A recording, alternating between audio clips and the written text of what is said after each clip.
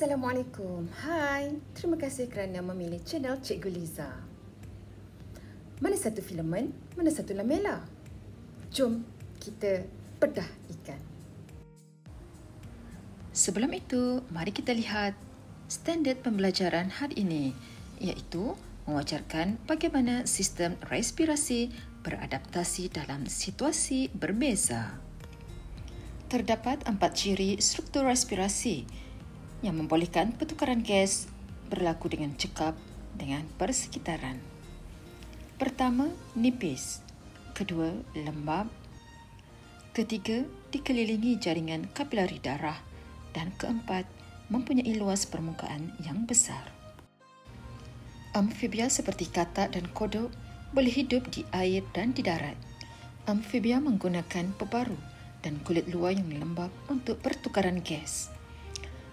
Kulit nipis sangat telap kepada gas.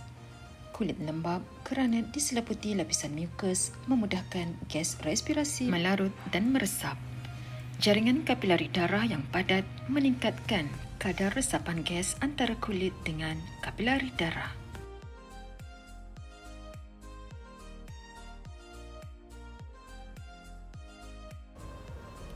Inilah ikan selayang. Di bahagian kepala ikan terdapat struktur yang dinamakan insang. Terdapat barisan filamen pada insang yang terdiri daripada struktur nipis dan pipih yang dikenal sebagai lamela. Kepekatan oksigen dalam air adalah lebih tinggi daripada kepekatan oksigen dalam darah. Perbezaan kepekatan menyebabkan oksigen meresap masuk dari air ke dalam darah ikan. Sebaliknya, kepekatan karbon dioksida dalam darah ikan lebih tinggi menyebabkan karbon dioksida meresap keluar dari darah ikan ke dalam air. Ikan belacak dikelaskan sebagai ikan amfibia kerana organisma ini bernafas melalui insang seperti ikan dan juga bernafas melalui kulit lembab seperti amfibia.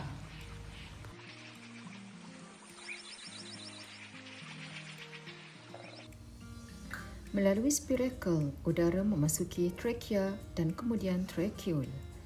Udara melarut dalam cecair yang terdapat di hujung trakeol.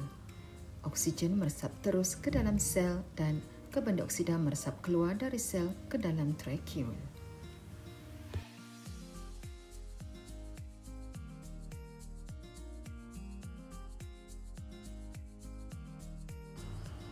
Pendaki menggunakan tangki oksigen untuk mengelakkan sesak nafas. Semakin tinggi altitude, kandungan oksigen semakin berkurang kerana tekanan graviti semakin rendah. Pengurangan molekul oksigen bernafas membuatkan seseorang sesak nafas pada altitude yang tinggi. Tekanan dasar laut adalah sangat tinggi, menyebabkan manusia tidak dapat bernafas dengan normal. Tangki oksigen serta peralatan yang dapat mengawal tekanan serta membekalkan oksigen digunakan. Semasa melakukan aktiviti cergas, kadar pernafasan meningkat. Sel badan akan melakukan respirasi anaerobik apabila berlaku keadaan hutang oksigen.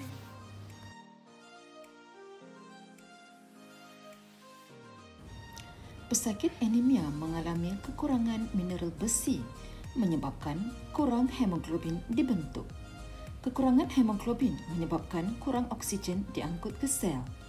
Akibatnya, pesakit menjadi pucat, tidak bertenaga dan mudah pengsan. Sel darah merah yang normal berbentuk dui cekung. Tetapi bagi seorang pesakit anemia sel sabit, sel darah merahnya berbentuk seperti sabit. Akibatnya, sel darah merah mempunyai luas permukaan yang kecil dan kurang hemoglobin berbanding dengan sel darah merah normal. Maka kurang oksigen diangkut ke sel badan. Pesakit pucat dan tidak bertenaga.